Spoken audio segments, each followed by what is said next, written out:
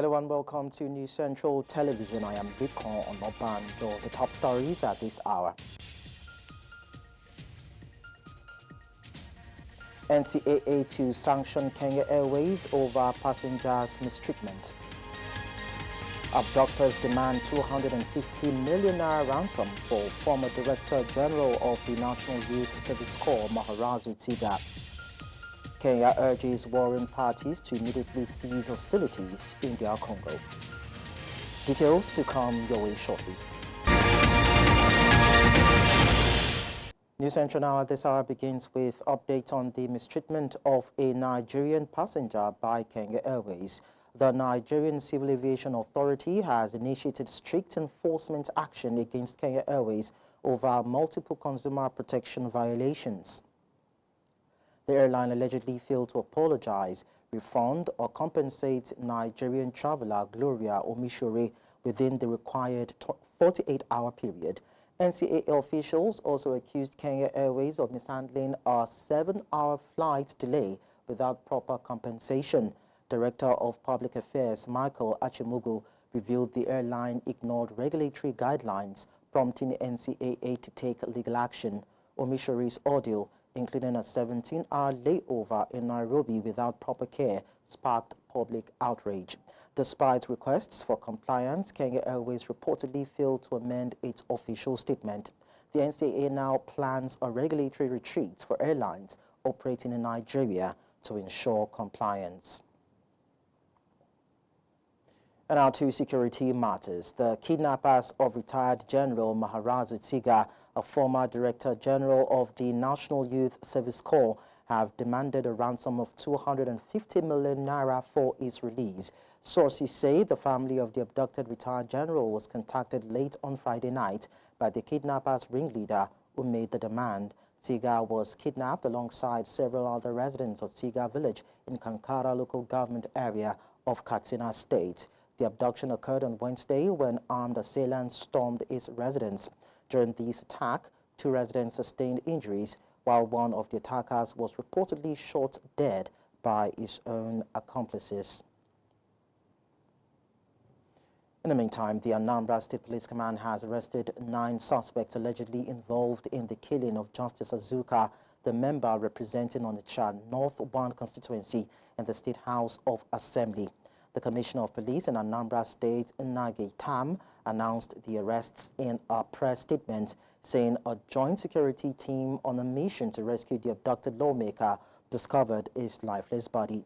Itam added that on the same day Azuka's body was found, security operatives, in collaboration with Anambra State vigilante operatives acting on intelligence-led operations, apprehended 9 suspects believed to have played an active role in the killing.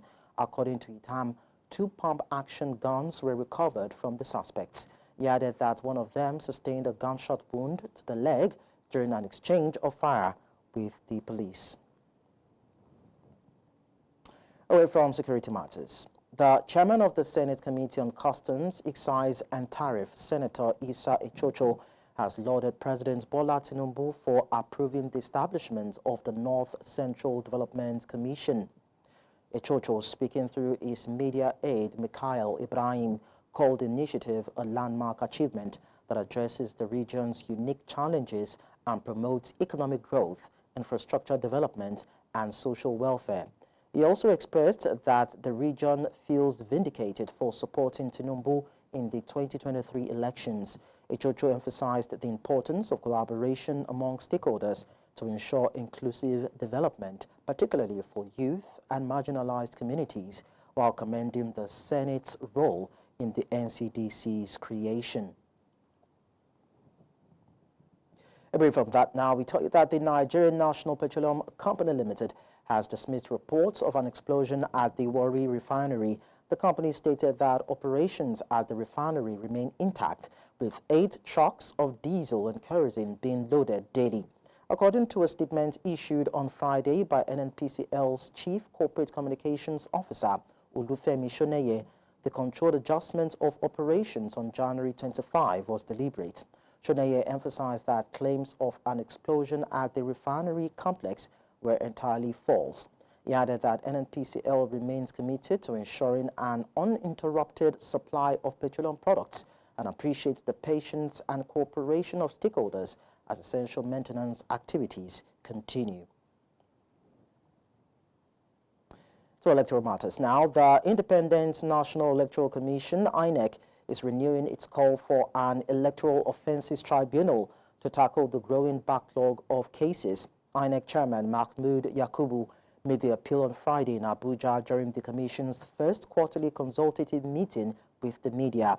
Yakubu said the current system, where electoral offences are handled by magistrate and state high courts, slows down prosecution. He noted that many cases remain unresolved, sometimes carrying over to future elections. He emphasized the need for a special tribunal with specific jurisdiction and a set time frame to ensure swift justice. INEC has repeatedly called for electoral reforms to enhance the credibility of Nigeria's election process. Earlier, an election observer with Connected Development, Emmanuel Njoku, shared his thoughts on this development. I think Nigeria should be looking at the direction of cutting cost of governance. While I think INEC, not just think, INEC has told us clearly that they don't have the capacity to handle electoral offences. So while I agree with INEC, they don't have that capacity, I don't think I'm also a fan of creating like I said earlier, having a full electoral offences commission just to try electoral offences. Electoral offence is a crime in Nigeria, and I believe that the Nigerian police should have the capacity to handle this effectively without creating a full agency with all the bureaucracies, with all the organogram, and with all the costs that goes with government institutions in Nigeria. I do not think the Nigerian police is sufficient to handle this, and this task should be put in their hands to do the needful. And you think when this is done, it will deter would be those who would want to cause violence in subsequent elections? So Nigerian police by itself will not be able to exactly do that, which is where we need in the Electoral Act. There needs to be a timeline. We need to have a timeline of some sort or some legal framework that will ensure that these cases are tried and put to rest within a period of time. That way, both the judiciary, whether we're going to have special courts, but how to go about this is what should feed into the conversation that we are having right now around electoral reforms, because it's important that this is a major issue when we talk about having credible elections. So as we are discussing electoral reforms and talking about what should be and what shouldn't be, this has to be a critical conversation in the electoral reforms that is ongoing right now. We'll still be talking more about election-related stories, but then we go on a break and return. Part of what we'll be discussing is House of Reps consider bill to prevent judges from being tried at the Code of Conduct Tribunal. We'll bring you more details when we're back. Stay with us. Many thanks for staying with us. Let's tell you that the People's Democratic Party, PDP, in Ethiopia Federal Constituency has sent a strong message to the All Progressives Congress, reaffirming its dominance ahead of the 2027 elections. At the inauguration of the Ethiopia Federal Constituency PDP Forum, Speaker of the Delta State House of Assembly, Right Honorable Emomotim Iguwo, dismissed concerns over the defection of some party members in the APC. He assured that PDP remains unshaken and will reclaim any lost seats. Party leaders emphasized PDP's continued grip on the state and urged support for Governor Sheriff Oborewori's administration. Senator Igoyota Mori, chairman of the forum, announced plans for a mega rally reinforcing PDP's commitment to maintaining political supremacy in Delta State. And now to discuss this, we are joined by the Director General, Delta State Orientation and Communications Bureau, Dr. Fred Ogenesibe. Thank you so much, Dr. Ogenesibe, for joining us. Thank you for having me. Now, in the light of recent happenings and political defections from the PDP in Delta State's legislative arm, is there a palpable fear that there might be an upset in the 2027 general elections? No, we we are very stable in the party, and the defection of our former House of Representative member of the party, Honorable Nnaghe Itam, is not really an issue. What we're trying to do right now is to prepare for a by-election, because Section 68 1G says that if you defect from the party where there are no issues, you are bound to vacate your seats. So we have commenced a process getting ready for a by-election, because we've written to INEC that we need a by-election, and we're also in court to affirm it that it's time for us to conduct a by-election since Nnaghe Itam no longer represents us in the party. But then, we saw APC assert its dominance in Kogi, Ekiti, Ondo, and Edo states of cycle elections. And with the defections that we are seeing, is it a source of worry, or could it be a source of worry for the PDP when we talk about retaining influence and power in Delta states?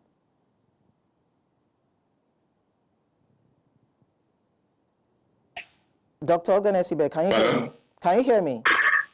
Yeah, I can hear you. Can you take that question again, please? Oh, okay, so I said we saw APC assert its dominance in Kogi State, Ekiti, Ondo, and Edo State off-cycle elections. And I'm asking if that could be a source of worry in Delta State when PDP is looking at retaining influence and power in the states.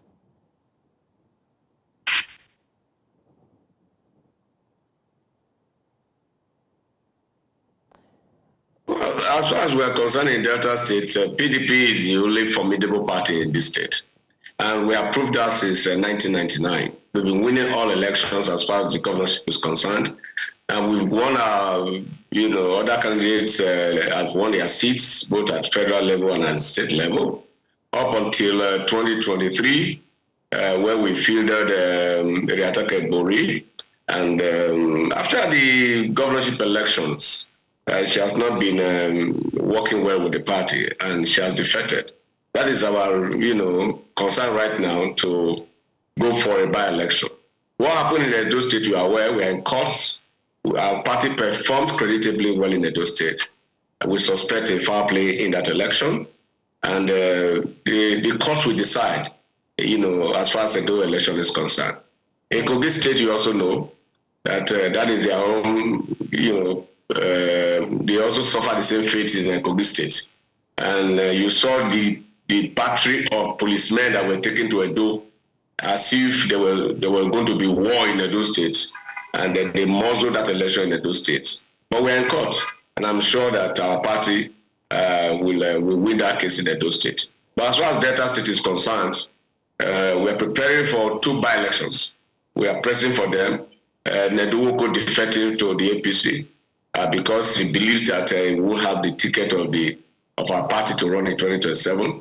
And Nnaghe Itam also has also defected because she knows that she's doing 1 tenure at the House of Representatives, because Benny Bakpa did 1 tenure and she did the 2nd tenure.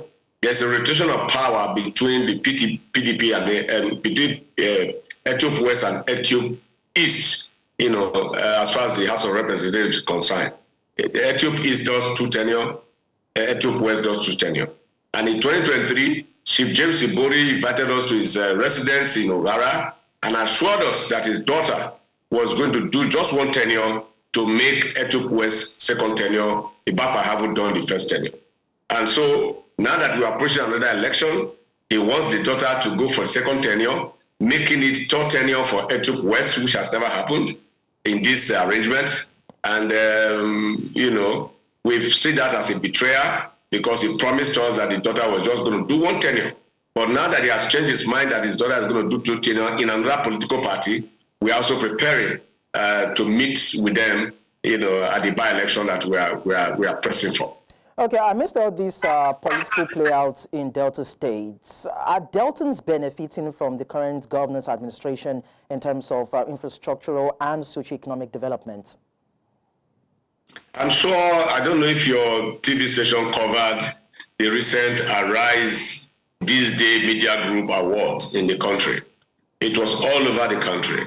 It was all over both print, electronic media, social media, everywhere, where the governor of Delta State, Dr. Sheriff Francis Oboribori, won the Governor of the Year for infrastructure development, prudent management of state resources, and socio-economic development. And as we speak, for the very first time in Delta State is the creation of Delta. Julius Berger, the construction giant, is busy constructing flyovers and roads in Delta for the very first time. So the governor is doing pretty well, and infrastructure development has never been like this in Delta. The Warri Stadium has just been approved now. We are also going to turn Warri Stadium to an international stadium of a mega class. And that means that, we'll take more people in the sports industry, and also to get our youths, to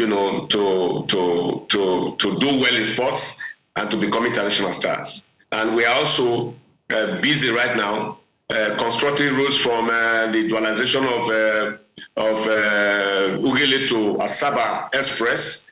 It is in progress, and they are almost done up to the Agwashiku Axis, and very soon that road will be fully completed. From Asaba to Warri, as we speak now, it used to be about 4 hours, but it's now less than 2.5 hours. And all of this that the governor has. Yeah. All right, Dr. Fred Ogenesibe, thank you so much for sharing your insights with us on the news. Thank you for having me. Let's move on now. A member of the 8th Senate, Shehu Sani, has slammed the proposal to create 31 additional states in Nigeria. The plan was presented on Thursday by the House of Representatives Committee on the Review of the 1999 Constitution.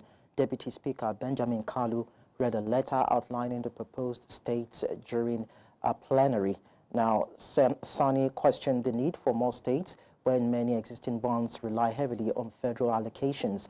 It described the proposal as ironic and comical, accusing politicians of trying to create mini-colonies for personal gain. The debate over state creation has been a long-standing issue in Nigeria's political landscape, with concerns over economic viability and governance efficiency. Earlier, our political analyst Akin Fakponda spoke to us on this. They just sat on their own, and they just divided Nigeria up among themselves, among their friends. This is worse than the military regime that creates states by decree. And it's so sad. They themselves now say, oh, the states are not viable, they don't meet requirements. So the National Assembly is just joking with our life. They're not serious at all. It's so disheartening that all they could think of at this time is to create states. 2025 budget has 14 trillion naira deficit. So where is the money to finance new governors, new mansions, new security votes for 67 people driving SUVs all over Nigeria? They're just so pedestrian. In fact, insulting to the citizens of Nigeria. Is that what they should be doing now at this time? The authority is increasing tariff now. You pay more on all import into all the ports. Telecommunication tariff is going to increase. The country is suffering. The country is bleeding. They are just in Abuja in their own world to spend and spend and spend and spend. And on what now? On what does not benefit the people that sent them there. I don't think they go home anymore. They don't go home. Maybe they go with security test, but if you go home, you say you want to create new chairman. Okay, let's be serious. Maybe these 67 states now should be local governments, actually. We should actually have 67 local governments in Nigeria. No more. No more. Maybe we can just make it a joke.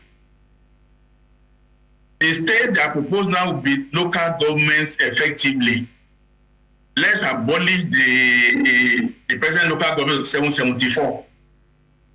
Maybe some good might come out. Let's start pushing now for 67 local governments and 4 or 5 states. That's the proper restructuring of Nigeria, really. Now to judicial matters. A bill seeking to insulate judicial officers from prosecution by the Code of Conduct Bureau has passed the second reading at the House of Representatives. Solomon Bob, who is a People's Democratic Party member from Rivers State, sponsored the bill to amend Sections 20 and 24 of the Code of Conduct Bureau and Tribunal Act 2004. The bill intends to sequester judicial officers from prosecution until they are legally removed from office under Section 292, subsection 1 of the 1999 Constitution. The debate on the bill began on Wednesday, but was suspended after it was discovered that not all members had copies of the proposed legislation. Clement Jimbo from Akwa Ibom opposed the bill, arguing that the proposed law seeks to give judicial officers immunity. A bit of education now. The Minister of Education, Tunji Alausa, has dismissed claims that the federal government has scrapped the 6334 education system, merging junior and senior secondary school classes and replacing them with a 12-year basic education system. The minister, while refuting the claim during a press conference in the nation's capital, Abuja, says that the proposal is being considered and has been presented to the Extraordinary National Council on Education for deliberation and expected consensus by all stakeholders. He says that the initiative aims to improve the standard of education in the country and improve students' access to education, making it free and compulsory.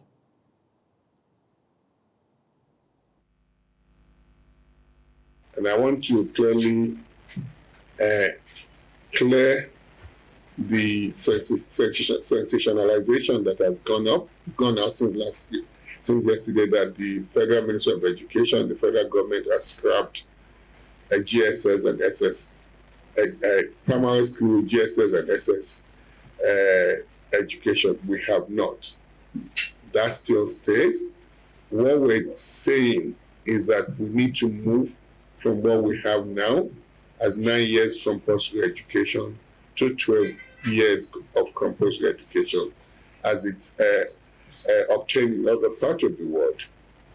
If you look back into the history of Nigeria, 30 years ago, 40 years ago, people that that went through the primary education then and got up to standard 6. If you compare the level of education, the level of instruction, even as standard 3 then, it's much better. Let's talk about drug trafficking now. The National Agency for Food and Drugs Administration and Control, NAFDAC, has proposed the death penalty for drug peddlers. According to the Director General of the agency, Mojisola Adeyeye, only stiff penalties will deter peddlers, especially when it leads to the death of children. The NAFDAC DG is also seeking the cooperation of the Judiciary and the National Assembly to make such a move a reality. According to her, the agency is open to partnering with lawmakers and other stakeholders on the matter. Now, Nigeria witnessed a significant exodus of its citizens in 2024 as many sought better opportunities abroad. Despite tougher immigration policies from top destination countries, the trend is set to continue in 2025. News Central's Idbalaniyi Omoniyi reports. Nigeria, a country rich in resources and talent, continues to struggle with retaining its citizens. Despite government assurances of progress, many Nigerians remain desperate for an escape. Embassies remain overwhelmed, with UK alone processing over 200,000 visas for Nigerians across all categories in the first half of 2024. The pursuit of better education, healthcare, and economic opportunities remain a powerful driving force. Even as a student here, you earn enough to take care of yourself, to take care of your family. 400 PhD students in the UK and the US earn more than their monthly income is more than what a professor in Nigeria earns. While some Nigerians in diaspora warn against migration, citing harsh conditions abroad, top destinations have imposed tougher entry restrictions. The United States has tightened its expanded expedited removal rules, work permit regulations, and asylum policies. Canada's express entry system now heavily favors skilled workers with a confirmed job offers. The United Kingdom imposes strict income thresholds and soaring living costs, making relocation increasingly challenging.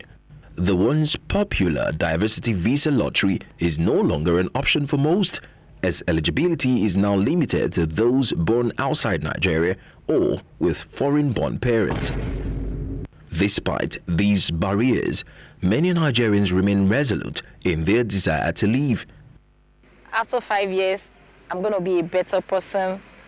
I would have had the qualification I desire to have. I would have been practicing in the field of my desire. My children would have had the kind of quality education I want them to have. However, migration comes at a cost, both financially and emotionally. The Nigerian government insists it is addressing the root causes of mass migration, but public skepticism remains high. We must begin to look into the reversal of the jackpot syndrome. We cannot keep, as a country, we cannot be comfortable losing the best of our kind. And there we have also identified a few steps that we can build our economy here using our diaspora energy. As debate over migration persists, one reality is clear. The search for a better life continues to drive countless Nigerians beyond the nation's borders. Until sustainable solutions emerge, the question remains, how many more will leave Nigeria in 2025? In Lagos for News Central, I am Igbalani Omoni. Now, Lagos was abuzz as advocates, health professionals and concerned citizens took to the streets for the Stride for Her Rights walkathon organized by Global Citizen Move Africa. The initiative aimed to spotlight sexual and reproductive health rights while pushing for stronger maternal health care policies in Nigeria. News Central's Chidima Ona has more in this report. Setting off from the Link Bridge in Lekki Phase 1, participants marched in solidarity, demanding improved policies, stronger healthcare infrastructure, and greater community involvement in supporting women's health. Representatives from Global Citizen Move Africa, alongside concerned citizens, highlighted how initiatives like this can drive meaningful change. When we look at our country today, we do have key challenges around maternal care, sexual and reproductive health services, access to these services. And so the objective of this work is to call out the awareness for increased financing of these areas. We also have community health workers who, do this work and work daily with our women, but a lot of their work is hindered by the lack of government support and lack of equipment and funding. And we're really pleased that at this critical juncture, 5 years to the end of the SDGs, that we're beginning to see results. But as promising as the results are, they also tell us of the need to reinvest and replenish the investments. This is a march that contributes to a very important conversation. Not only the rights of women, but her well-being, especially as it pertains to maternal health in Nigeria. While government efforts are ongoing, the attendees stressed the importance of individual and collective action in transforming maternal and women's health care in Nigeria. Maternal and child mortality is very important, and it's important because indices shows that the death rate for maternal and infant mortality is actually not where we want it. We have one of the highest, even though it's not getting any worse. It's actually getting better, but it's not where we want it. One, educate ourselves on what's happening in maternal health, sexual health, and family planning services. That's very important. Two, we have to advocate for our healthcare workers, our community healthcare workers that are in the primary healthcare centers most especially. These guys are the superheroes. They're the ones that are on the front lines. They're the ones that need support, not just governmental support. So you and I can show up at events like this, which applies pressure to the government to divert financing to healthcare. Championing causes by creating huge awareness about it. We even need it now, even more now that the President Donald Trump has stopped the US aid, isn't it?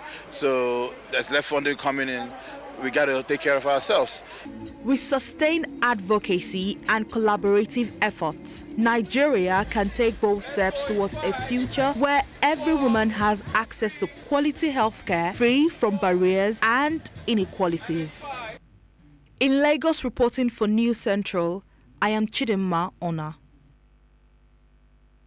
Away from that, the Association of Maritime Truck Owners, Amato, has raised concerns over the potential return of severe gridlock in Apapa due to what they describe as an uncontrolled and biased system for truck passage into the port.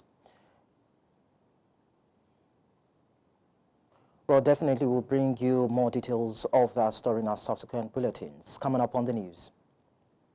Death toll rises to 32 in jihadist attack in northern Mali. We'll tell you more when we return. Don't go away.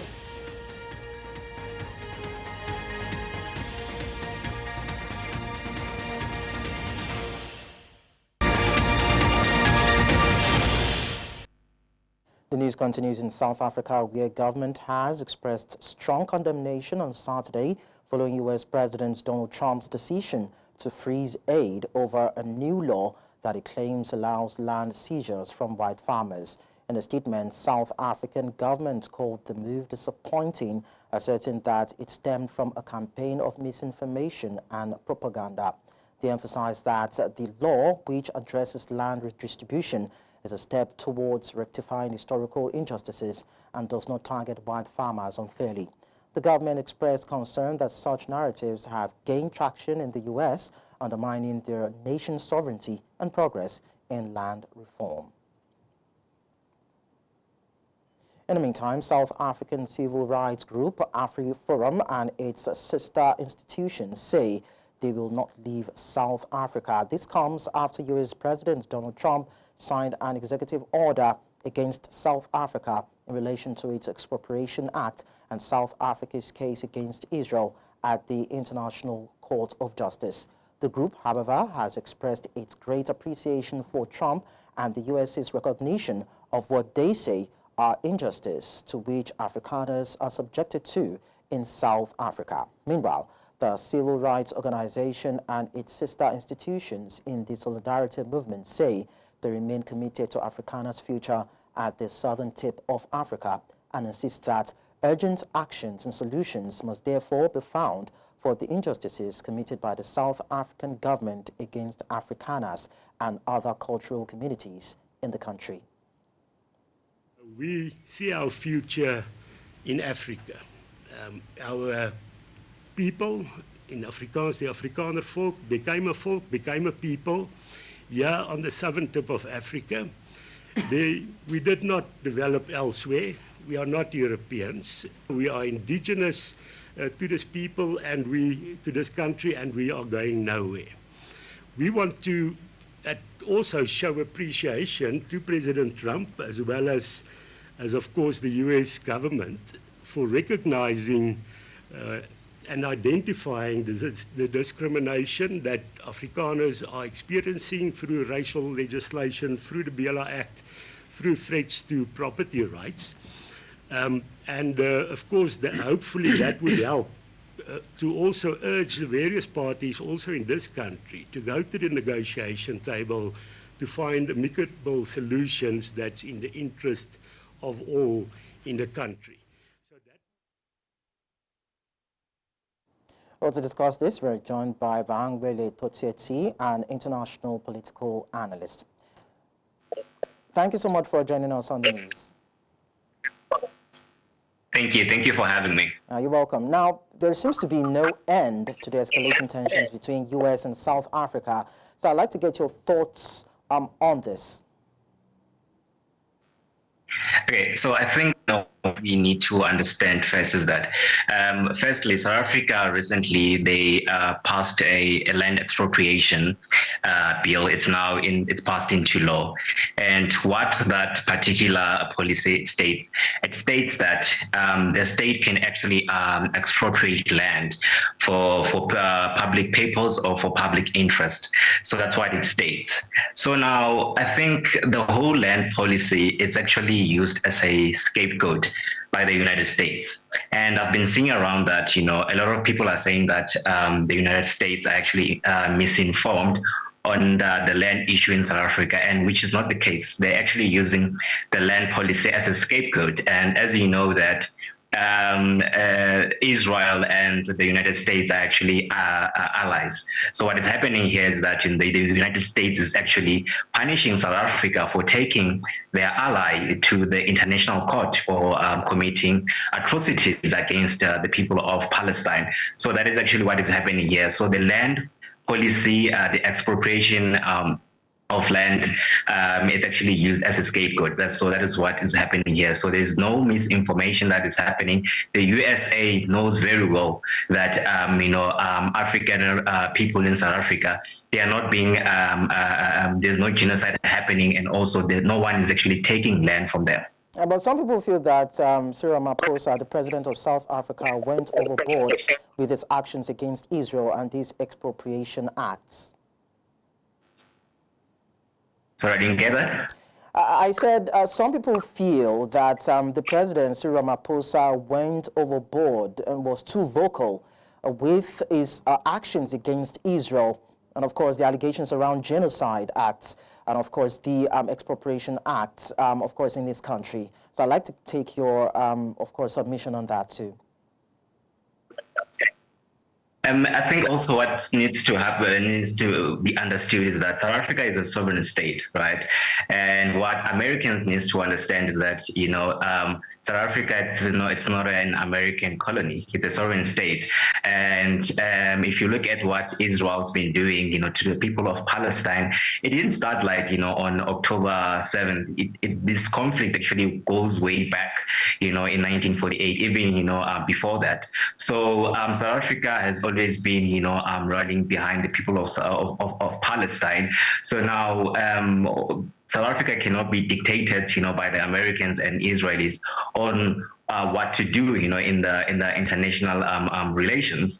And also, I mean, as I highlighted, the policy, of land, it's actually, if you look at what's happening in South Africa, I hear a lot of African people that saying that they're actually oppressed in South Africa. Actually, that's quite the contrary, because it's actually black people that are actually, black South Africans that are actually oppressed in South Africa. We still see the scars of apartheid even today. White South Africans are actually less than 7% of the population, but they own more than 70% of the land in South Africa. Whereas if you look at black people, the population is actually over 80%. So it's actually quite the contrary what's happening. It's actually black people in South Africa that are still oppressed. Black people in South Africa, they still live in the outskirts of the cities, in the peripheral areas. For black people to get opportunities, they have to move from the peripheral areas to go to the core to get those certain services and opportunities. So what's happening, it's actually black people that are actually oppressed. Okay. So,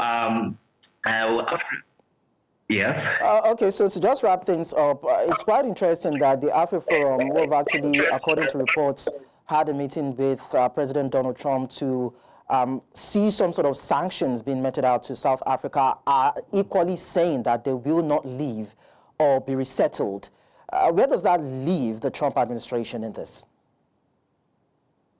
Like I said, the whole land policy thing is actually political rhetoric. That's what's happening. So it's used as a scapegoat, to actually punish South Africa because of, taking Israel to the international court.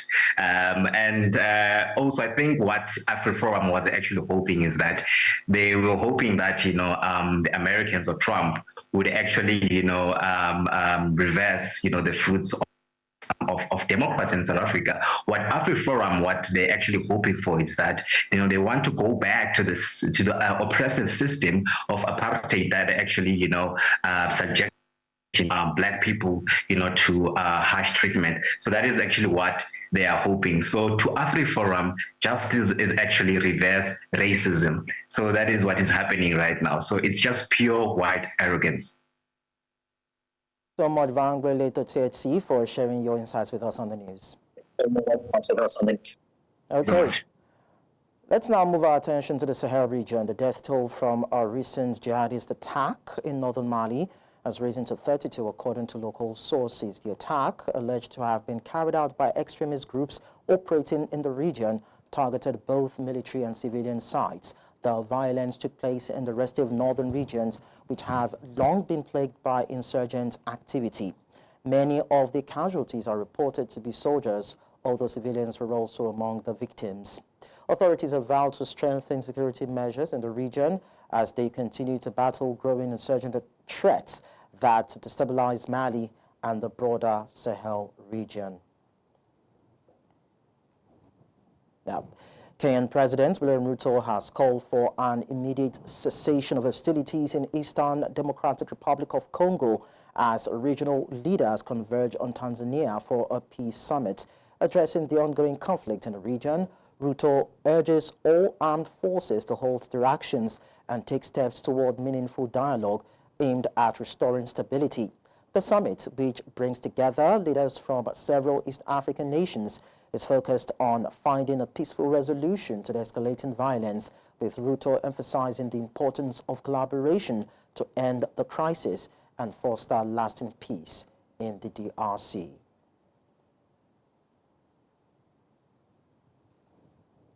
We'll now go on a very short break on the news. When we return, we'll bring you the rest of the stories. Don't go away.